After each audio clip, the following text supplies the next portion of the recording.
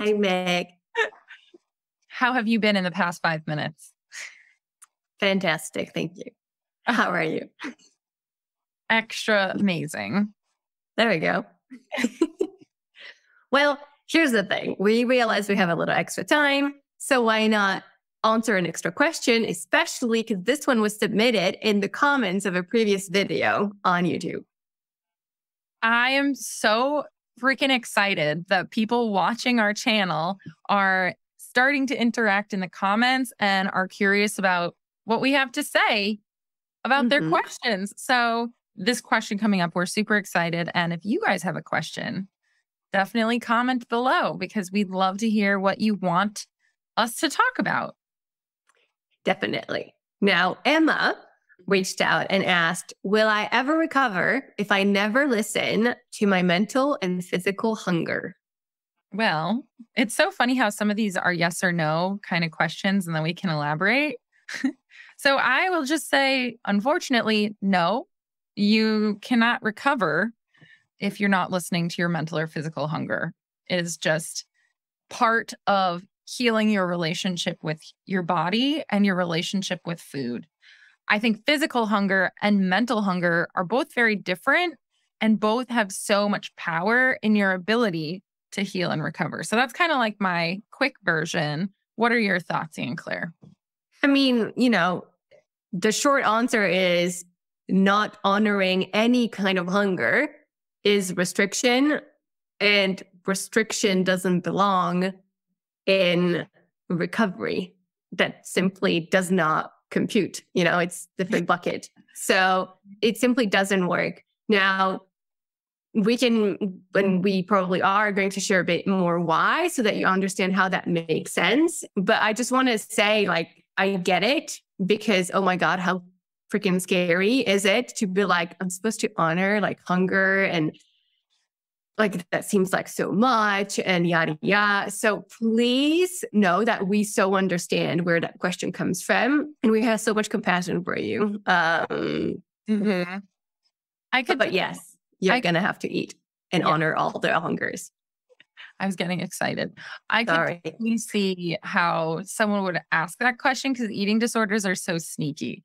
So I can just see this individual's eating disorder being like, maybe you can recover and still not listen to your hunger, right? It's like there's that sneaky eating disorder voice trying to confuse you.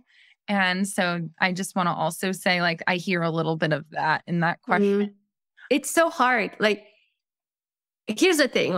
First of all, for anyone who's what on earth are we even talking about? What is mental and physical hunger? What? Maybe you've never even considered this distinction. So I don't know, Meg, if you want to sort of give more pointers here first so that everyone's sort of on the same page. Yes. Let's outline the difference between physical and mental hunger. First of all, I do want to acknowledge that there are people who have eating disorders who do not receive their physical hunger cues, right? Their body has just kind of decided there's not enough energy available to kind of waste on sending these signals to you because you're not following them. So when you're in a really undernourished place, you might not be getting these hunger signals. So if you're extra confused, that might be part of it. Maybe you're not getting your signals and the only way, yes?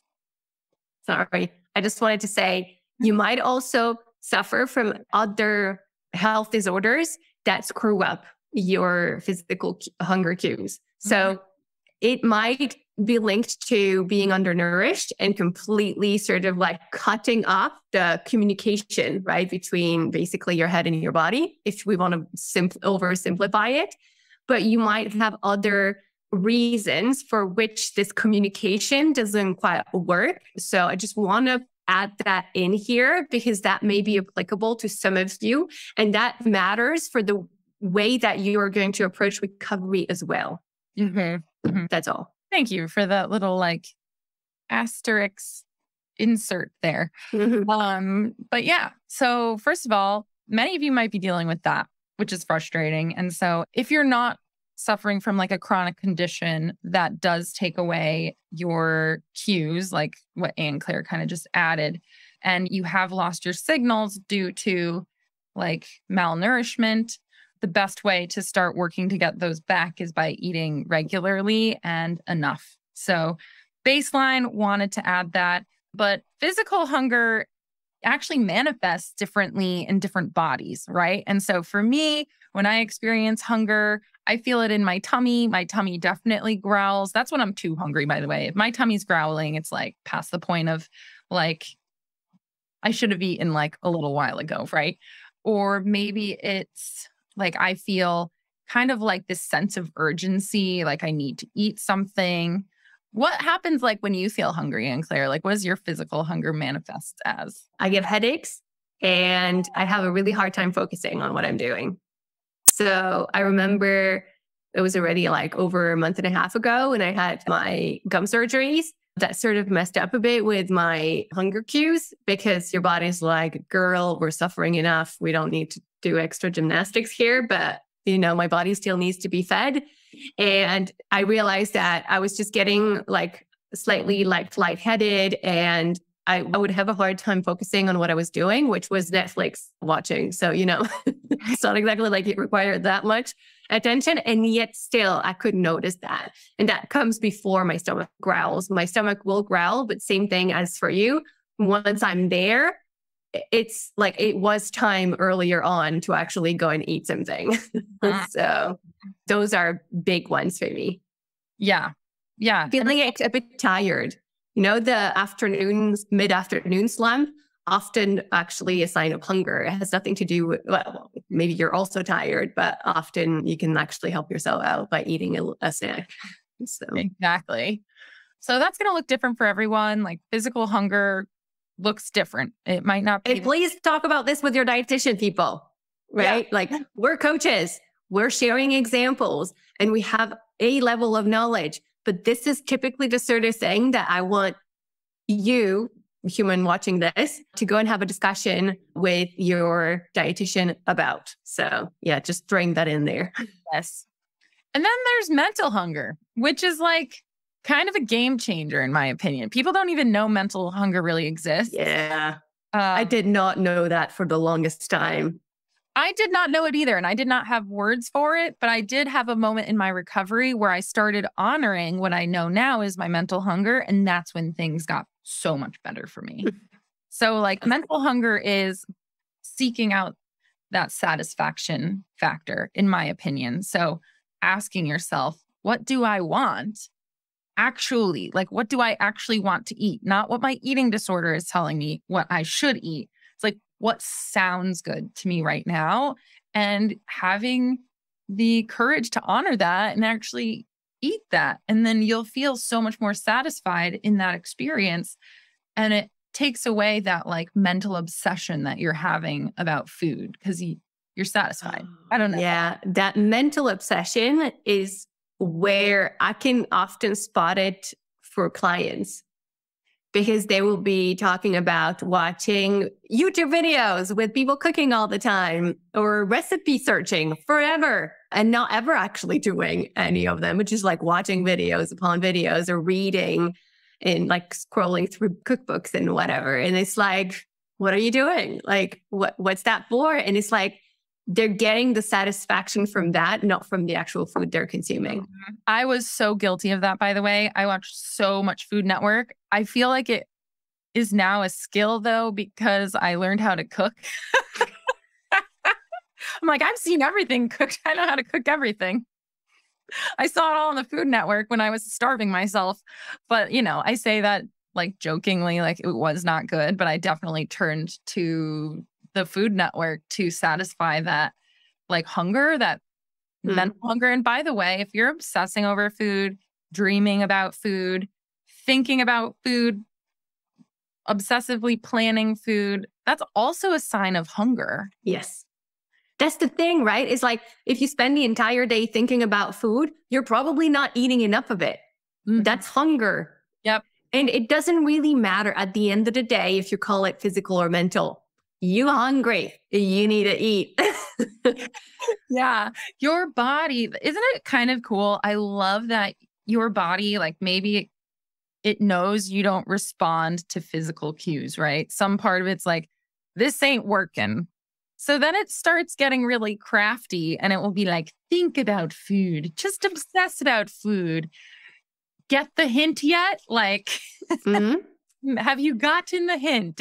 You should have food. It's that kind of Mm-hmm. famine response that your body goes through when it's deprived, right? It's Yep. like, get something now. And that's why you're obsessing over food. And that makes sense. I completely went through that in my eating disorder days. Now, I also know that some dietitians will work and add extra different types of hungers to sort of give their clients extra words. And that might actually resonate with you. And you might like to sort of explore that for yourself. I know that some use also the terms like taste hunger, practical hunger, because all of those matter as well, like emotional hunger. And none of them is just plain wrong. It's simply that they mean something a little bit different and they all matter. And none of them is just something you're not supposed to honor. Like there is no such like blanket rule there. Of course, there's a difference when we're going to be talking about emotional hunger, because some of you might be like really scared of hearing that. It is normal actually to eat as a response to emotions. It's not as much helpful and normal to only have food as a way to cope with emotions, but that's different. There's nuance there, right? But in absolute terms, also fine. Practical hunger is a big one that I have clients asking me questions about. Because when they hear about it, they're like, what? You're like, I'm not supposed to just like listen to my hunger cues. And then it's like, no, that's not practical in life now, is it? It's not really realistic. Like I can't tell you now, like I'm having a meeting with Meg. I'm hungry now, like just now. So can we stop and I'll go and eat? It's like, that doesn't work. I have to sort of plan my day in advance. And that makes sense, right? It doesn't mean that I'm dishonoring my body cues or something. So add to, your range of options and of hungers and of the way that you converse with your body and your emotions and your thoughts. Add layers if you need to, but please know that all hungers are completely fine and all hungers at the end of the day will be honored. It doesn't mean that you will honor everything at once haphazardly. This is why you work with a dietitian so that they can help you and make that tolerable, and with a coach and a therapist so that they also help you make that tolerable as you go. Right? Again, nuances, but at the end of the day, if you want to recover, yes, you're going to have to learn to respond to all of the hungers. I love that. And what I have to say also to add to this is responding to all of the hungers builds body trust, in my opinion. And that is the most amazing piece of the puzzle that you can just let unfold. So when your body gives you a signal, and you actually essentially respond to it. So you feed yourself. Your body is going to say, hey, maybe I can start to trust this person, right? And it is an act of gaining that relationship back in a trusting way. So you recognize, okay, I am safe if I honor this hunger in the moment versus, distrusting that and doubting that, right? There's so many like diety people out there who like make you question your hunger if it's real or not. And I just want to say, if you're feeling hungry, just take it as real, right? Like it's someone's like, maybe I'm just thirsty. It's like thirst is a very different sensation than hunger, right? Yeah.